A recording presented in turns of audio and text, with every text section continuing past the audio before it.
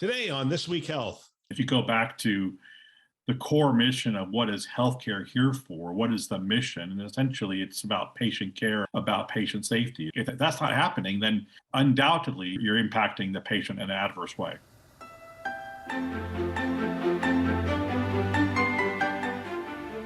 It's Newsday. My name is Bill Russell. I'm a former CIO for a 16 hospital system and creator of This Week Health, a channel dedicated to keeping health IT staff current and engaged. Special thanks to CrowdStrike, Proofpoint, ClearSense, Meditech, Cedars-Sinai Accelerator, TalkDesk, and Dr. First, who are our Newsday show sponsors for investing in our mission to develop the next generation of health leaders. All right, it's Newsday, and we are joined by Ryan Witt, Industries Solution and Strategy Leader for Proofpoint. Ryan, welcome back to the show. It's always good to do these ones. I love these Newsday segments. Yeah, this is fun. We've got a lot to talk about. Obviously there's the most pressing is the CommonSpirit outage. I want to talk through that one with you a little bit. And then we have some other stories. Modernizing the healthcare C-suite, I think, is a good one. There's an article on Amazon dominating the smart home market. Health equities in business as a moral imperative. That's a great Oliver Wyman post, but we're going to start where I think a lot of people's minds are at right now, which is the outage at CommonSpirit, which continues as we speak. And we're going to go to an NBC News story, give you a little excerpt here. Ransomware attack deploys patient care at hospitals across the U.S. It's important to note that it says, while CommonSpirit declined to share specifics, a person familiar with the remediation effort has confirmed to NBC News that it had sustained a ransomware attack, and all the markings of this are ransomware, right? For sure.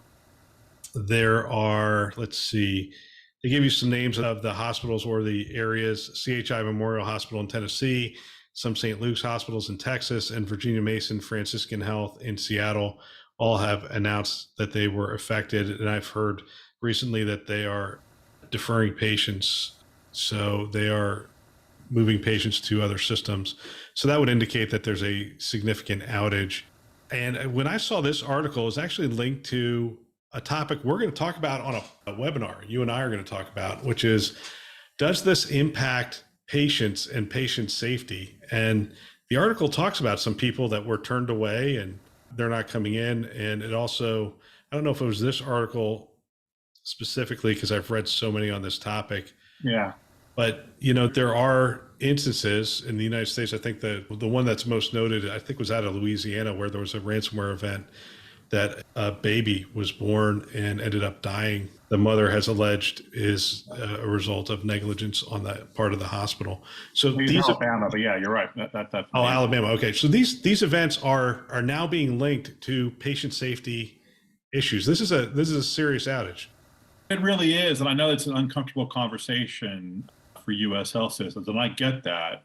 I also think it's probably really good that we start addressing this as a community, as an industry, as a nation. Because the reality is, anecdotally, we can see through articles like this that very clearly, when you have a cyber event, in this case, it appears to be a ransomware attack, that has such an impact that it's taking down systems and it's causing patient procedures to be delayed or patients to be diverted to other health facilities, treatments being stopped kind of mid-cycle, patients having to stay in hospital longer. There's an untold level of impact here that is driving an adverse impact to patient outcomes and the patient experience. And if you go back to the core mission of what is healthcare here for, what is the mission? And essentially it's about patient care, about patient safety. It kind of harkens back to the Hippocratic oath of do no harm. And how do you adhere to that's really lofty sort of value of do no harm if you can't have access to all the systems, modalities, other sort of medical procedures that help drive patient care? If that's not happening, then undoubtedly you're impacting the patient in an adverse way. Yeah, there are treatments and there are regimens that require access to systems, right? So if you're on a periodic chemotherapy, cancer treatment, and those kind of things, if they can't access the EHR, if they can't access their systems, those people have to go elsewhere. And plus that record may or may not be available depending on how they're set up for sharing. I mean, there's so many implications here.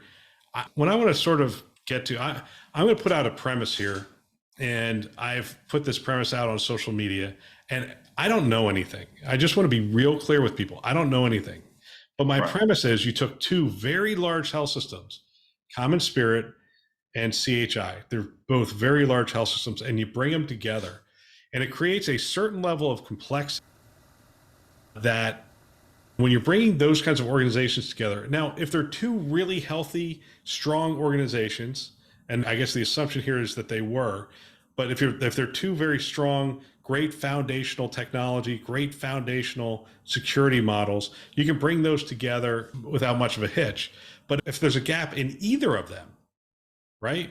If there's a gap in either of them, you've just increased the potential impact of a cyber event, because they can come in through CommonSpirit or they can come in through CHI, and they can impact others depending on how the network is sort of situated. And so I put this poll out there on LinkedIn, and the poll was essentially, should the FTC, which really doesn't have the authority to do this, or state regulators require health systems to provide a security and operational risk assessment prior to M&A activity? And I gave really three answers: absolutely, no, and who cares, or it just wouldn't matter. Right. And as you would imagine, there's 5% of the people say, who cares? It's not going to matter. You could do that operational risk assessment, but there's so much money involved here, and there's so much politics involved here. It's hard to stand in the way of these things. Do you think we'll ever see technology or security posture be a reason for a merger or acquisition not moving forward in healthcare? I don't see it right now. And I'm not even sure it's something the regulators should weigh in for. And I say that based on what I think happened during the meaningful use era. That's kind of what I call the meaningful use era, where through the American Recovery Act of 2010, money was put on the table to go help health systems digitize the patient record. That really meant buying an EHR, EMR. And a lot of the qualifiers that you had to, or hoops you had to jump through to get that money, were around showing some sort of compliance to the regulatory standards, mostly around HIPAA. And I think what we learned, I think what we probably knew at the time but didn't really want to acknowledge, what we certainly have learned subsequently, is that those health systems, by and large, adhered to the compliancy requirements. Like they got the required checks in the boxes, knowing full well that they probably weren't secure. And so we cleared the compliance bar, great, I guess, but we really didn't clear the security bar. And I think that's one of the reasons why healthcare has the problem it has today, is we kind of put our head in the sand there a little bit. And I am being provocative for a reason, because I think it's about time that we stop and we reassess about what we require from our health systems going forward. These are really important institutions doing incredibly noble work. And if you're not able to do that work because you don't have the basic sort of fundamental building blocks of a security sort of program, meaning that amongst not being compliant or having financial risk or reputational risk, but it really gets down to you can't actually provide the patient care that you're supposed to be doing. That's a big problem, and a big problem that requires solving. Yeah, it's the reason I put the poll out is not, by the way, I don't think you want to talk about an over-regulated area. It is healthcare. So it's not, I'm not asking for more regulation. Right. And it's interesting because I think 80% of the people are saying, yes, go ahead and regulate it. Because I would fall down on the other side and say, don't regulate it, but I want visibility. I want some sort of, we did the security and operational risk assessment. We identified these things. The board saw it. The executive team saw it, and we're aware, and we moved forward with the merger or acquisition. And then there's some accountability. It's like, and people are like, well, who would do that audit? Well, I'll tell you what, my gosh, Deloitte did phenomenal audits for us. I mean, they were exhaustive. Exactly. They were, there's plenty that can do them. Shouldn't we be getting to the point that these large health systems, or these entities who want to come together, do that because it's the right due diligence? It makes business sense, not because there's some sort of overlord, in this case, a regulator saying, thou must do this? The obvious answer to your question is yes. And then the question is, does it happen? So I will just share my own personal story. St. Joe's in Southern California, I think, was a phenomenally well-run healthcare organization. Our margins were about 7 to 8% on good years. And on bad years, quite frankly, it was still in the positive range. So we were well-run.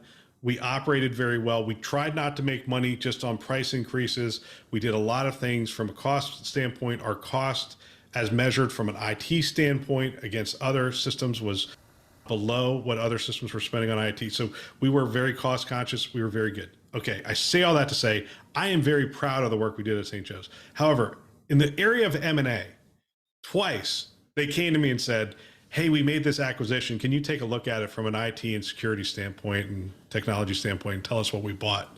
Twice that happened. After the first time I said, don't do that. Like, let us go in. And we did it again. And to be honest with you, I think there was a time, and it still might be pervasive, where it's like, look, this is the right business decision. You IT guys will figure it out. Right. I don't know if that happened in this case. Yeah, and I'll come back to the M&A thing for a second here, but I think we may have mentioned this on a previous sort of Newsday call, but who requires your bank, my bank, everyone's listening's bank, to text you when they suspect there's a fraudulent transaction on your credit card? Well, they're now taking responsibility for it. So, I mean, quite frankly, I don't know about your card, but my card, they're like, hey, don't worry about it. So they identify those things immediately. Right. But they're not required to. They do it because it makes good business sense. Right. And they build the systems in place to go do the detection to allow them to make an evaluation saying, hey, this may or may, this does not feel like a legitimate transaction. So they make the investment because it makes good business sense. And I think healthcare has to pivot to that sort of ethos. I know it's hard when you're operating on 7 to 8% margins on a good year. It's hard to do that. At the same time, what choice do you have? Because if you want to maybe broaden it into a different sort of discussion with other sort of news stories that are coming, healthcare under attack through all these interlopers who are used to be on the sidelines and now entering the field of play about saying, hey, we can offer a different sort of experience. We're not a traditional healthcare entity, but we think we have something to say in this area. And they start with the easy things like prescriptions and urgent care delivery, that kind of the more basic sort of patient services. But they're not going to stop there. As long as healthcare keeps that door open, they're going to keep walking through that door. So kind of like healthcare has got really a lot of strong motivation just from a self-preservation sort of standpoint to try to solve some of these problems. We'll return to our show in just a moment. I wanted to take a second to share our upcoming webinar, Cyber Insecurity in Healthcare, the Cost and Impact on Patient Safety and Care. Cyber criminals have shut down clinical trials and treatment studies, cut off hospitals' access to patient records, demanding multi-million-dollar ransoms for their return. Our webinar will discuss IT budgeting, project priority, and in-distress communication, amongst other things, to serve our patients affected by cyber criminals. Join us on November 3rd for this critical conversation. You can register on our website, thisweekhealth.com. Click on the upcoming webinar section in the top right-hand corner. I look forward to seeing you there. Yeah, I'm going to try to stay in our swim lane here because there's a case to be made that this was a bad acquisition by CommonSpirit to buy CHI. CHI was a lot of disparate systems. It wasn't a well thought out set of acquisitions. They had like one hospital in Houston, and everybody's acquisition strategy is scale and essentiality within a market. And they sort of didn't do that. They bought something in Kentucky, something in Houston, something over here. And so a case could be made that thing should have been broken up and sold to 5 different systems, and it would have been healthier, but I'm not sure. That's a really good point. That's a really good point. All right. So, but I do want to come back to staffing. So it's interesting. So when we do mergers and acquisitions, staffing becomes real key because you have to communicate real well to make sure that you retain your best staff. Becker's notes, and I'm going to give them the benefit of the doubt here. They just make an observation, and the observation is absolutely true.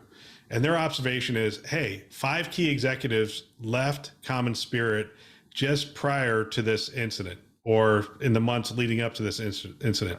You had the CIO leave, you had the Senior Vice President of Digital and Human Experiences leave, you had the Vice President of Digital Healthcare Platform Strategies leave, let's see, Vice President of Digital Products and Analytics, and let's see, Vice President of Clinical Applications also left. So you had 5 key roles left. Now, I'm on record as saying there's no correlation here, no causation, correlation, whatever. It just doesn't exist. I'm not sure these people leaving caused the incident, and I'm not sure that's what Becker's is saying. They're just saying, hey, here's an observation about this. When a team leaves like that, should we anticipate security incidents or really not? I would guess we shouldn't expect the thing to fall apart within the next 3 to 5 months. Yeah, I really don't think so. And I'm on record as saying that we should never underestimate the cyber criminals' desire to really use social engineering to go launch their sort of exploits. And so an example of that would be them being aware of this level of activity. But I think that probably takes it a little bit too far in this instance. They're more around following what the news cycle is of the day and tailoring their exploits accordingly. So this probably is a little bit too deep into the weeds for them at this stage of the game to kind of like make that sort of pivot. Yeah, it is hard to speculate at this point. We're going to come back to this story probably several times over the next couple of months. I hope this is a quick incident that they recover from. My experience would tell me that it will take a long time for them to come back from this, because generally speaking, the investments prior to an incident will determine the longevity of the incident and the ability and the impact, quite frankly, the ability to come back from it. And I'm not sure all the investments were made that needed to be made to ensure a quick comeback from this event. And if there's kind of one, I agree with that. And if there's one key takeaway, maybe for people listening to this podcast, is if it could happen to one of the largest health systems on the planet, it could happen to anybody. Yes, it can. All right. I'm going to skip one and go to modernizing the healthcare C-suite. This was an interesting conversation, and I'll come back to the other one. And this was the CEO for UC Davis Health System, David Lebarsky. And he took over and he had this conversation around what are the future roles within healthcare. And I found this really interesting. And the reason I found it interesting is I think if we talk about it in terms of roles, not exactly individuals in these roles, I think each one of these needs to be represented at any health system, no matter how small. And that's strategy and transformation as an entity, as a role. Digital health or innovation needs to be represented. Experience needs to be represented. Wellness. So as we transition from a sick care system to a well care system, a wellness officer, not only externally, but internally, wellness of our caregivers. Marketing officer becoming much more important in this digital world. Diversity, equity, inclusion, DE&I officer, I think is pretty interesting as well, to have somebody who's coming in every day and really focused on that. And then sustainability, and talking about sustainability. So those are the roles he's putting out there. As you hear all those roles, it sounds like an awful lot of money to me if you put a VP title in front of each one of those. But what's the reality of having those not responsibilities? What's the word I'm looking for? Just those, and requirements is too strong. I don't know. It's just. I think I know your question. Does healthcare have a choice? And by that, I mean, digital transformation has impacted just about every industry that we all know of. And the one laggard here, and there's maybe more than one, but the one obvious laggard is healthcare, where we really still haven't seen that take hold in the way we've seen it has in other industries. It's going to come. It is coming. We're already seeing the Walmarts and the Amazons and the Apples and the Googles starting to eat some of that healthcare pie. And I don't think that's going to stop. And so either traditional healthcare entities respond and try to transform how they can provide care provision and care delivery, try to upgrade their overall patient experience, or they continually run the risk of others encroaching on their space and probably mopping up are focusing on the higher revenue oriented sort of procedures and patient services, leaving the more difficult and more challenging and the ones that are very costly for traditional healthcare providers to kind of fulfill. And that's a recipe for financial disaster, a recipe for patient disaster in terms of getting access to care. So let me ask you other industries. So outside of healthcare, do they have strategy officer, transformation officer, innovation officer, digital officer, experience officer? Do we see those in banking, finance, retail? I mean, are those roles that we see? I think we do, but maybe less so in so much that they've already kind of went through that metamorphosis, right? So those roles, I think, were much like, those kind of like roles in this very branded way existed 10 years ago, but now they become kind of rolled into people's overall sort of job functions. Yeah. So I think we did see those, and we still do see them occasionally, but I think those industries already been transformed. So they've kind of gone through that process. That's very fascinating, actually. I mean, think about how you buy food, how you go to a restaurant, how you buy things from Amazon doesn't even exist, but how you buy things online, how you book a plane fare, travel. I mean, those also used to be very service-oriented industries, bricks and mortar type institutions, service-oriented industries. Kind of sounds a lot like healthcare, and almost all of those experiences have been gone 180 degrees. It's completely opposite the way it used to be. Not always in a good way, right? There's some downside to all that, but they've been transformed nonetheless. And I don't see how healthcare can avoid it much longer. So if they don't make these roles, they don't have that appetite to consider how do they transform their overall patient experience. Are you basically on this kind of conveyor belt to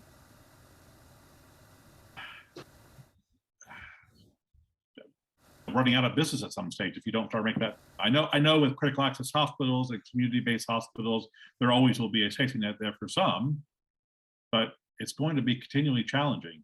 And the 7 and 8% margins on a well-run health system will feel like halcyon days compared to maybe what's coming. Imagine if you lost back in your day, if you lost all your better revenue generating sort of procedures to an Apple or an Amazon or a Walgreens, or that wouldn't feel good. No, definitely not. All right. So I do want to hit this. This is such a great article. And if people want to see it, it's on the Oliver Wyman site, oliverwyman.com. And I love their stuff. It's exceptional. And this one is Health Equity is a Business and Moral Imperative. Now, we're not going to spend a ton of time on this, not because of the topic, but because it's really talking about insurance carriers, healthcare providers per se. But I think some of the things carry over, and they say insurers should start with these no regret moves. And I think they do carry over as they build out their capabilities. Collect data, analyze outcomes and access across different groups, reflect the members you serve, and create communications that meet members where they are. I think that's great advice for the equity programs at healthcare providers, right? 100%. Yeah. It's isn't that, I mean, one of the real main benefits of digitizing your patient record? Then you can run these deep analytics and trying to understand exactly what are the makeup of your patients across your health system, what services are looking for, trends, all that sort of stuff. Is that really kind of like one of the main beneficiaries of all this? Yep. It's interesting. Moving beyond the basics, building member initiatives. Again, this is carriers, but number one, are you solving fundamental needs? And this is something, when we talk about the health of our population, the health of our communities, we are a sick care system, but at some point we need to make this transition. And part of that is taking responsibility for what's going on in the communities that we're serving. Do you want to improve access to care? And finally, do you want to create a support system? But that second one, do you want to improve access to care? It's interesting. I've now been in this industry for 10 years. And we've been talking about access to care since the day I got in here, and we're still talking about access to care. And I think it's a poignant question, which is, do you want to solve this problem? There's a parable in the Bible where Jesus says, do you want to be made well? And people are like, why would he ask the person who's paralyzed if they want to be made well? But it's a good question, because do you want to improve access to care is probably a valid question to ask a lot of health systems that have been struggling with the problem for 20 years and haven't been able to improve access to care to Right. say, are we really trying to solve this problem? And I would think we are trying to solve this problem. This is where maybe going back to your earlier theme, this is maybe where we're overregulated, because the regulation means that we haven't always been able to, I know it changed during COVID, but we haven't always been able to offer things like telehealth in the way we wanted to. We haven't been able to always leverage expertise across the country, across state lines, to go help out that access to care services in the way that I think we've always thought we could do if we wouldn't have the regulatory sort of curtain kind of stopping a lot of that. All right, can we end with this? Because I want to ask, and we're going to go over a couple minutes, and I apologize for that, but Amazon dominates the $113 billion smart home market. Here's how it uses the data it collects, and it has a whole bunch of information here about this smart home market and the competitors and number of devices. Let's see, Echo has sold 5 million devices. By 2016, Echo had sold 5 million devices. That's by 2016. I can only imagine that number of devices. But it's interesting because there's privacy concerns now about iRobot coming into your home. These are the little vacuum cleaners. They now have cameras on them as well. We have listening devices. I want to talk to you about privacy a little bit here, especially in the home. There's at least 2 devices within earshot of where I'm at, 3, now that I'm looking at it, that if I said magic words, they would actually respond to me. And I would imagine if I go into every one of my rooms of my house, my speaker connected to my TV, the Echo I do have in my other room. I mean, there's 3 devices in almost every room we have in this house that can hear me or see me. And there's a doorbell on the front that knows when I come and go from the house. I don't have a Roomba per se that's going to map out the thing in my house. How concerned about privacy should I be? It seems like I've thrown it out, and I'm somebody who understands the information they're collecting. You know, I'm calling you from Silicon Valley. It's where I live. It's where I grew up. And the prevailing opinion I get from around here, I know Silicon Valley is not necessarily representative of the whole country, but they're talking about the people who build all these things that you're talking about. So I think understanding their opinion maybe is helpful here. The sense I get from the leaders of those companies or executives in those companies is, provided they give you a good experience, most people are happy with the invasion of privacy. And the way that was explained to me was, if you want to buy a car or whatever, and you're surfing for, I don't know, I want to buy an EV or whatever. So you're looking at Tesla. And then the next time you log online, you get a lot of pop-up ads for other EVs. That's clearly somebody that's been snooping about your activity, serving you these ads. It doesn't feel like a great experience. You fast forward 2 days later, and you're like, I need to fly to San Diego.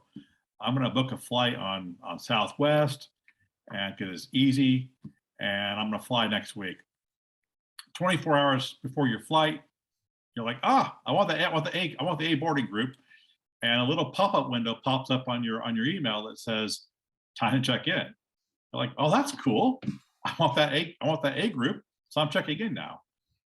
Yeah. The same sort of privacy intrusion happened in both examples, but one offers a much better sort of experience. So you accept it. You're like, that's cool. Or if you get into your car and your car says to you, oh, I think you're going to this location. Let me load that map into your car for you. You're like, that's pretty cool. I like that. But it's all a privacy intrusion, right? So let me ask you this. For some reason, you are taken to jail. Now, it's pure, I mean, we're just hypothetical at this point. Right. You're taken to jail. And now all of a sudden they start pulling all this stuff in and go, hey, here's what we saw on your camera. Here's what we heard in your living room. Here's what, I mean, at that point, are you concerned? I mean, because one of the things they talk about is some of the cases where information has been turned over to the authorities and around some of the information that's been collected, especially with the Ring doorbells and stuff, that they happen to have cameras outside and they see certain things. I think we should have to probably all accept that we are living now, or soon will be living, in this sort of environment. Yeah. It's inescapable. I recall As long as you're comfortable with it. I'm not entirely sure I am. There was actually it's been a well-reported story, but do you remember the website Patients Like Me? Yes, absolutely. Yeah, so that was offered a really unique service to patients who had an ailment or an illness, and offer them to go find people who had something similar and able kind of to share stories and all that stuff. And they were big into anonymizing, de-identifying their data, and they did that very successfully. However, and unfortunately, and this has been publicized, the aggregators who buy all these data, so they buy data from these various sources, can build that jigsaw puzzle over time and start unintended consequence, but start identifying people. And this is where it can get sticky, because if you talk about all this aggregation of like looking at your Ring doorbell, what did your iRobot say? What did your Roomba say? All of a sudden you're like, I think I can figure out who this thing is. Now, that's not easy, of course, but it's not impossible either to go assemble the jigsaw puzzle in a way that's going to be probably concerning for us going forward. So am I comfortable with it? No. Do I recognize it's a reality? Unless I want to just leave the grid entirely, yes, that's what's going to happen. Yeah, knowing and marketing automation systems are incredibly powerful. And this is why Apple's whole model of blocking some of these things is really causing an uproar in the marketing world, because in the marketing world, if you're on a standard browser and not blocking anything and whatever, just going to your Google search and whatever, they pretty much know that, your digital exhaust that you're leaving, they can create a pretty good profile of who you are.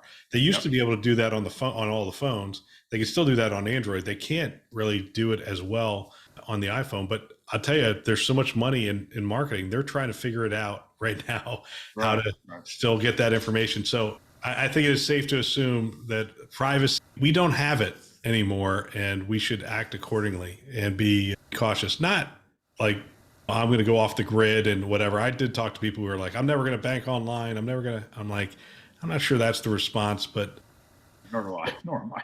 But just buyer beware. Just be aware that that's going on. Ryan, always fun to have these conversations with you, and I really appreciate your time. Likewise, it's been great. Thanks, Bill. What a great discussion. If you know of someone that might benefit from our channel from these kinds of discussions, please forward them a note, perhaps your team, your staff. I know if I were a CIO today, I would have every one of my team members listening to a show just like this one. It's conference level value every week. They can subscribe on our website, thisweekhealth.com. They can also subscribe wherever they listen to podcasts, Apple, Google, Overcast. You get the picture. We are everywhere. Go ahead, subscribe today. We want to thank our Newsday sponsors who are investing in our mission to develop the next generation of health leaders. Those are CrowdStrike, Proofpoint, ClearSense, Meditech, Cedars-Sinai Accelerator, TalkDesk, and Dr. First. Thanks for listening. That's all for now.